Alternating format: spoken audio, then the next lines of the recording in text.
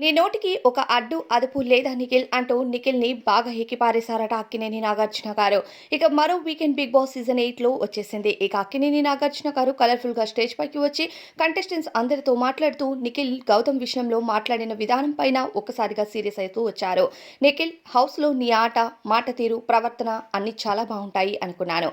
కానీ నువ్వు ఒక ఆట కోసం ఇంత చండాలంగా మాట్లాడతావని అసలు ఎక్స్పెక్ట్ చేయలేదు. ఒక రియాలిటీ షోలో బే అనే పదాన్ని యూజ్ చేస్తూ అసలు ఇప్పటివరకు ఏ సీజన్‌లో కూడా అలా జరగలేదు. నువ్వెందుకు ఇలా బిహేవ్ చేశావంటూ ప్రశ్నించేసరికి, నన్ను క్షమించండి సార్, కోపంలో ఏదో మాట్లాడేశానంటూ నిఖిల్ ఆన్సర్ చెప్తాడు. నిఖిల్‌తో పాటు మిగతా కంటెస్టెంట్స్‌ని కూడా నాగార్జున గారు ఈ వారం గట్టిగానే తిట్టుకుంటూ వచ్చారట. దానితో పాటు గౌతమ్‌ది తప్ప, నిఖిల్‌ది తప్ప, నువ్వే చెప్పు ప్రేరణ అంటూ ప్రేరణకి కూడా గట్టిగా ఇచ్చి పడేశారట అక్కినేని నాగార్జున గారు.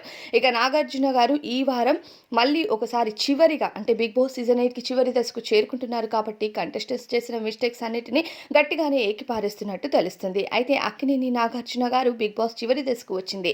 ఇప్పుడు ఆట ఎలా ఆడాలో నేర్చుకోవాలా ఇంకా మీరు అంటూ ఇక నిఖిల్‌నైతే తిట్టారట. మరి దీనిపై అభిప్రాయం కామెంట్‌లో